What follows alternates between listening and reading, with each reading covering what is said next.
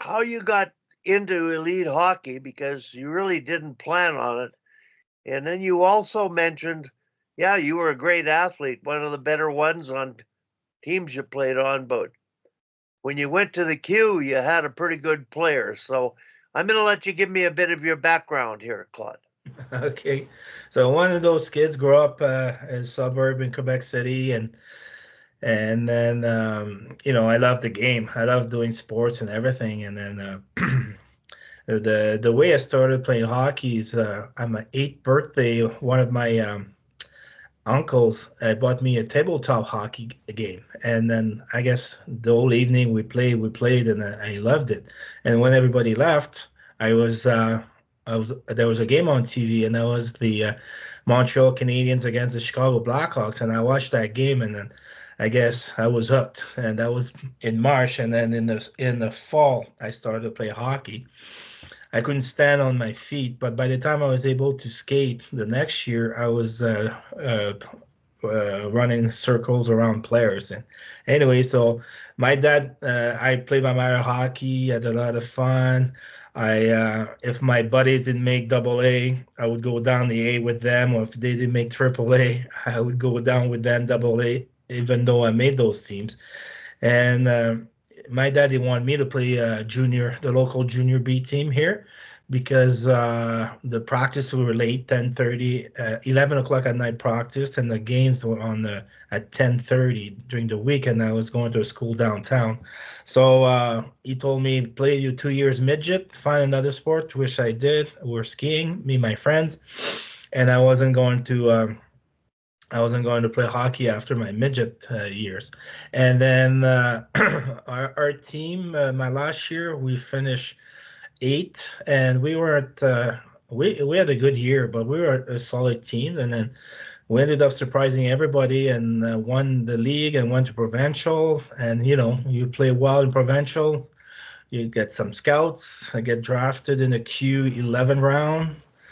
I went there, made the team surprisingly, and then after that we realized why our team wasn't very good. They only kept three returning players, so we finished last, and we drafted the first pick, which was Mario Lemieux.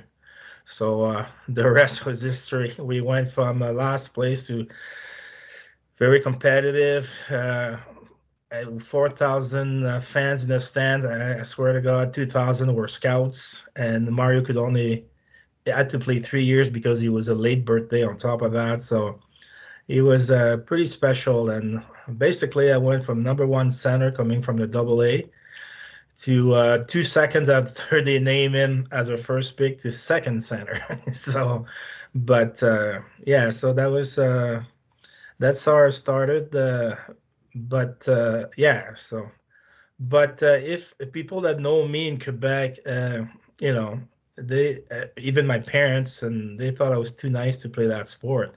One of those kids I would play. Obviously, I was always the best player in the team, but I would get some abuse and just taking it. I was wondering why I was always on the ice, because I would get slashed, tripped, and everything. And then just to tell you the kind of player I was, a guy would call me the N word all season long, all game long, and I would bump into him during the game, and I would say, "Oops, excuse me," and I would help him up. So that's the kind of guy I was. So can you imagine when I first got to my first game? When I played junior in Laval against Montreal, and then first of all, the warm up, my puck went on the side of the Montreal zone. So I came from Double A. We had our own pucks. So I didn't know the pucks were for everybody.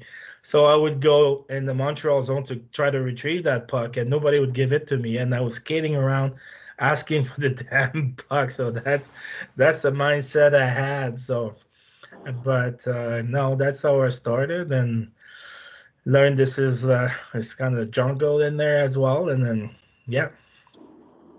Well, Claude, you yesterday you talked about it might have been in junior when you were playing, and you like to play tennis with a buddy, Oh, that was racquetball. So a yeah. racquetball, and then Yeah. Mario had never played. Can you tell that story? Yeah, so basically, we had a membership at the gym, the hockey team, and me and Bobby Dollars, we would right after practice we would go, and basically we played before and after practice racquetball. So we loved the game. From September on, we played a lot. We are getting good. And in January, Mario asked us, because we talked about the game all the time, and Mario asked us if he could try and see what it looks like. So he came and played with us. A racquetball you can play three at a time, and Mario couldn't keep up. Mario is not the type of guy is moving a lot, but he couldn't keep up, and we just destroyed him. But the first three games, but he's a smart player, smart guy, so he figured out the game. And by the fourth game, he knew his angle, where to put the ball. He just kicked her ass, and he barely moved, barely sweated. So that's all the skill. Like I was telling you, Wally. I was pretty good in all the sports, and then but when you get to the next level, there's guys like me a notch higher, and you look at the Lemieux, Gretzky, McDavid of the world, and those guys they're playing among the best in the world, and they're still two, three coaches above. So Well, Claude and Tom, when we played, for my age, I was one of the better players. But I saw players that were younger than me that I thought they were better players. They were going to go places, and it's just amazing, um, the talent differential between the greats and the good. yeah. So, Tom, do you recall anybody that you had the fortune of playing with as a kid or a competitive player that went on to a higher level and you never imagined that, for instance, or you did?